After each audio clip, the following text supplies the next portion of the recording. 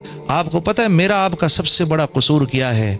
سب سے بڑا قصور جس کی وجہ سے آج اللہ کی طرف سے ہمیں مار پڑ رہی ہے، یہ ملک بنا اسلام کے نام پر تھا، یہ ملک بنا اسلام کے نام پر تھا۔ اسلام کے نام پر بننے کا کیا مطلب ہے؟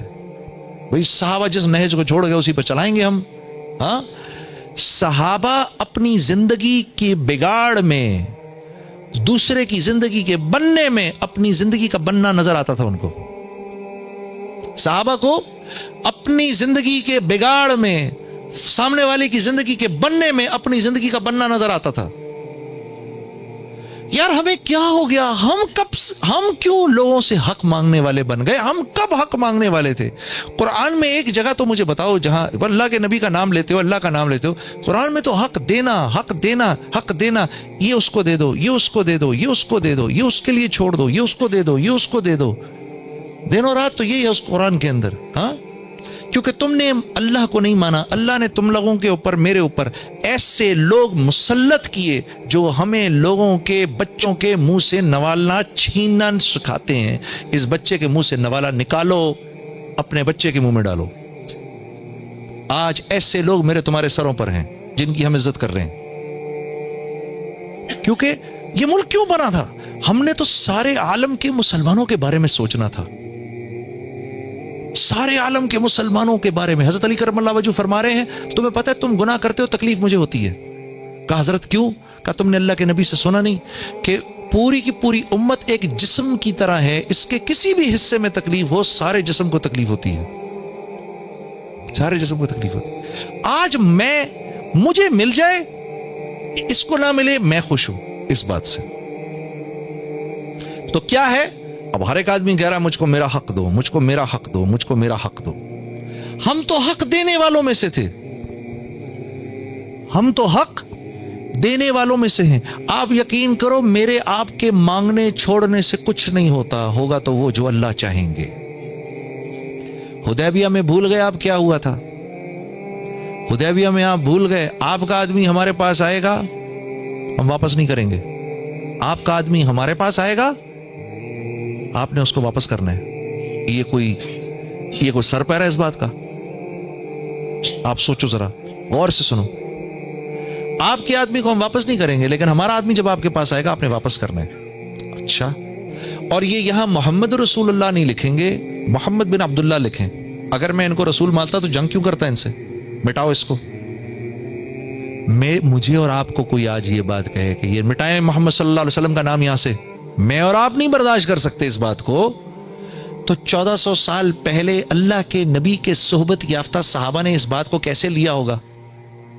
جو جان دینے پر، جو آپ کے تھوک کو نیچے نہیں گرنے دے رہے، ہاں، جو آپ کے وضو کے پانی پر لڑ رہے ہیں۔ کسی نے حضرت ابوبکر صدیق سے پوچھا نا آپ کو 3 باتیں کون سی پسند ہیں؟ کیا فرمایا؟ کیا بات ہے، کیا بات یا رسول اللہ، پہلی بات جو مجھے پسند ہے وہ یہ کہ میں آپ کے چہرے کو دیکھتا رہوں۔ کیا بات یا رسول اللہ صلی اللہ علیہ وسلم، دوسری بات مجھے یہ پسند ہے کہ میرا سارا مال آپ پر خرچ ہو رہا ہو۔ تیسری بات مجھے یہ پسند ہے یا رسول اللہ کہ میری بیٹی آپ کے نکاح میں ہو۔ یا رسول اللہ میری جان بھی آپ کی، مال بھی آپ کا، آل اولاد بھی آپ کی۔ یہ مزاج ہے صحابہ کا۔ ان کو کہا جا رہا ہے یہ مٹاؤ محمد رسول اللہ یہاں سے، مٹایا نا انہوں نے۔ حضرت علی نے تو انکار کر دیا، اللہ کے نبی نے کہا بتاؤ مجھے کہاں لکھا ہے، لڑنے کی تو بات ہی نہیں ہے، یہ یہاں لکھا ہے، اچھا لاؤ میں مٹا دیتا ہوں، میں محمد بن عبداللہ بھی تو ہوں۔ تو صحابہ کا غصے کے مارے وہ حال ہو گیا آپ سوچ بھی نہیں سکتے۔ پھر کیا کہا؟ اب 10 سال تک جنگ نہیں ہوگی۔ او بھائی، ہم نے تم سے کب جنگ کی؟ 3 بار تو تم آئے ہمارے اوپر لڑائی کرنے کے لیے، اب ہم تھوڑے طاقتور ہو گئے تو ہمارے اوپر یہ شرط ڈال رہے ہو کہ اب ہم تمہارے اوپر نہ آئیں؟ ہاں، تم تین دفعہ تو تم آئے ہمارے اوپر۔ انہوں نے کہا جی 10 سال، اللہ کے نبی نے کہا چلو مان لیا، لکھ دو، اور ہاں اس سال عمرہ بھی نہیں کرنے دیں گے، واپس جاؤ، اگلے سال آنا 3 دن میں، in and out within 3 days۔ آپ نے کہا مان لیا، کیونکہ آپ جانتے تھے اس معاہدے سے کچھ نہیں ہونے لگا، ہوگا تو وہ جو اللہ چاہیں گے۔ شاباش، इस माहिदे से कुछ नहीं होने लगा। होगा तो वो जो अल्लाह चाहे। हाँ हाँ, माहिदों से कुछ नहीं होता, होता वो है जो अल्लाह चाहते हैं। अगर अल्लाह नाराज हैं और हम मुआहदे कर रहे हैं, मुआहदों ने कामयाब नहीं होना। अल्लाह खुश हैं, मुआहदे नहीं भी करेंगे, दिल अल्लाह जोड़ देंगे। मुआहदों से कुछ नहीं होता, होता वो है जो अल्लाह चाहते हैं। माफी मांगनी पड़ेगी, तौबा करनी पड़ेगी, या अल्लाह मुझे माफ कर दे, हमें माफ कर दे, बड़ा हमने यार, बड़ी हमने बहुत बुरा किया, या अल्लाह बहुत बुरा, अब माफ कर दे, चल माफ कर दे। इतना कह देना भी काफी है। ये कहना भी क्या, दिल में ही आ जाए बात, यार बस बहुत हो, दिल में ही आ जाए। तो सहाबा कराम के गुस्से का ये हाल हो गया कि जब अल्लाह के नबी सल्लल्लाहु अलैहि वसल्लम वापस आए और फरमाया चलो भाई बाल अपने काटो सब, एक सहाबी नहीं उठा, एक सहाबी नहीं उठा बाल काटने के लिए। क्या दिल की कैफियत होगी। तो आपने जाकर हमारी जो अम्मा थी उम्मे सलमा रज़ी अल्लाह ताला अन्हा, अल्लाह उनकी कब्र को नूर से भरे, उनको जाकर कहा उम्मे सलमा ये मेरे सहाबा को क्या हो गया। हाँ, अब मेरी बहनें बैठी सुन रही हैं इस बात को। हाँ, वाह वाह वाह वाह। देखो बनी हुई औरत और न बनी हुई औरत का नुकसान देखो। अब ये बनी हुई हैं, अब अगर ये न बनी हुई होती, एक ही जुमला कहना था इनको, क्या कहती, या रसूलल्लाह मैं तो पहले ही कहती थी आप अपना वक्त जाया कर रहे हैं इनके साथ। हाँ, काफी थी ना ये बात। शौहर बीवी की सुनता है तो पहले ही कह रही थी ये इस लायक थोड़ी है आप अपना इतना वक्त जाया करते हैं इनके साथ। लेकिन हमारी अम्मा ने क्या फरमाया, अल्लाह उन्हें जज़ाए खैर दे, कहा या रसूलल्लाह नहीं नहीं ये आपके जान निसार हैं, ये आपके जान निसार हैं। इस वक्त थोड़ी गुस्से की हालत में आप बाहर जाएं, खुद अपना हलक कराएं, देखें ये सब भी करा लेंगे। तो आपने फरमाया अच्छा ऐसा ही आप जाएं। तो अल्लाह के नबी बाहर आए और बाहर आके जो आप सल्लल्लाहु अलैहि वसल्लम के जो हल्लाक थे उनको बुलाया। उन्होंने जो आपके बाल काटे तो सारे साहबा ने अपने बाल काटने शुरू कर दिए। ठीक, अब जब वापस चले हैं, अच्छा, और इस दौरान में क्या हुआ, अल्लाह अकबर। हाँ, हज़रत उमर रज़ी अल्लाह ताला अन्हु जैसे जलीलुल कदर सहाबी भी हज़रत अबू बकर के पास पहुंच गए। पहले अल्लाह के नबी के पास आए, कहा या रसूलल्लाह आपने इनकी बातें क्यों मानी। पहली बात पूछी, क्या आप अल्लाह के नबी नहीं हैं। कहा मैं अल्लाह का नबी हूं। आपने इनकी बातें क्यों मानी। कहा इसलिए कि मैं अल्लाह का नबी हूं। समझ नहीं आई, अबू बकर सिद्दीक के पास चले गए। तो कहा अबू बकर क्या ये अल्लाह के नबी नहीं। कहा बिल्कुल अल्लाह के नबी हैं। कहा तो फिर उन्होंने ये बातें क्यों मानी उनकी। कहा इसलिए क्योंकि ये अल्लाह के नबी हैं। और फिर कहा ए खत्ताब के बेटे खबरदार खबरदार, जैसे मोहम्मद सल्लल्लाहु अलैहि वसल्लम कर रहे हैं करता जा।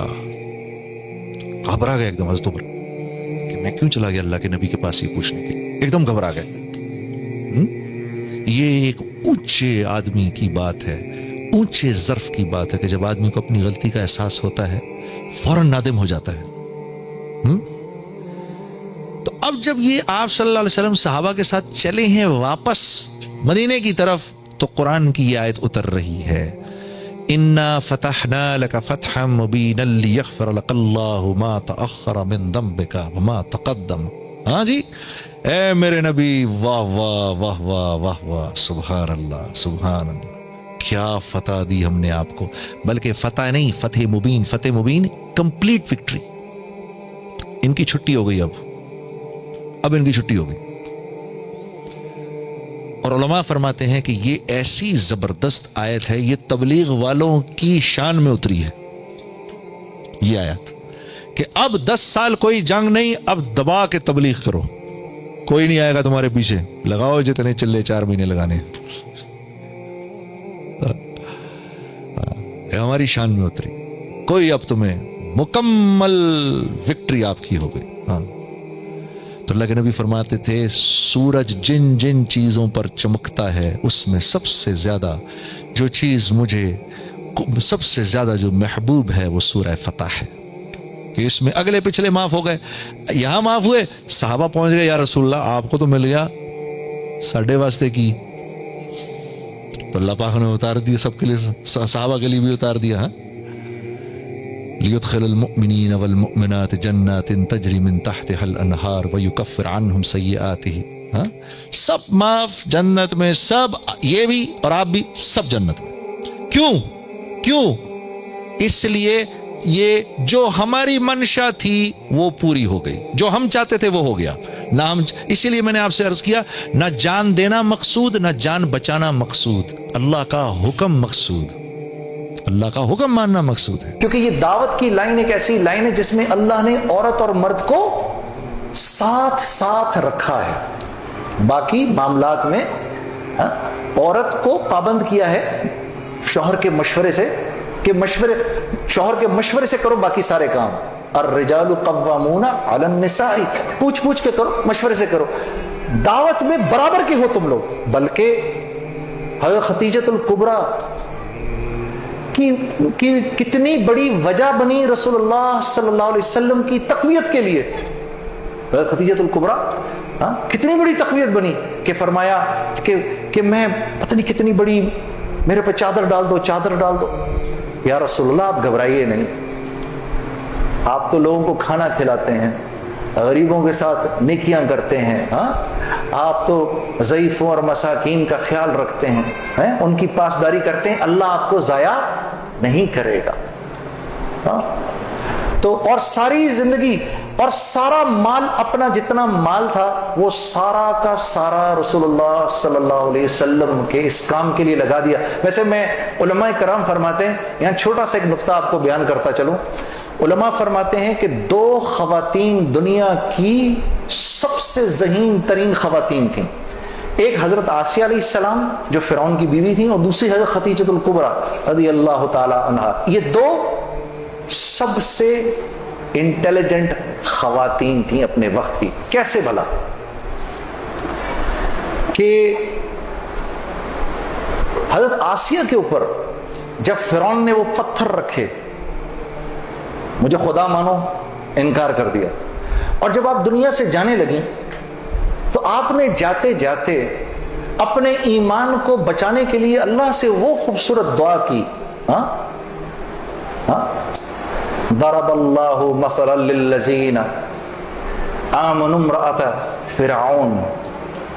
اے میرے نبی قصہ سنائیے اپنی امت کی خواتین کو فرعون کی بیوی کا, کہ جب وہ دنیا سے جانے لگی, قالت رب ابن لی عندک بیتا فی الجنہ, اے اللہ تو مجھے جنت میں جگہ تو دے, وہ تو دے گا اب مجھے انشاءاللہ, لیکن اپنے قریب دینا, وہ جنت دینا مجھے جو تیرے قریب ہو. بس اب میں بہت تھک گئی ہوں, ان ظالموں سے مجھے نجات دلا. تو رسول اللہ صلی اللہ علیہ وسلم نے حضرت خدیجۃ الکبریٰ سے فرمایا جب وہ جانے لگی دنیا سے, کہ جب جنت میں جاؤ تو اپنی سوکن کو میرا سلام کہنا. کہا یا رسول اللہ میری تو کوئی سوکن نہیں. کہا نہیں, اللہ نے تجھ سے پہلے میرا نکاح آسیہ سے کر دیا تھا. تو اللہ کے قریب, سب سے قریب, اللہ رب العزت کے سب سے قریب کس کی جنت ہے؟ رسول اللہ کی. اور دوسری حضرت خدیجۃ الکبریٰ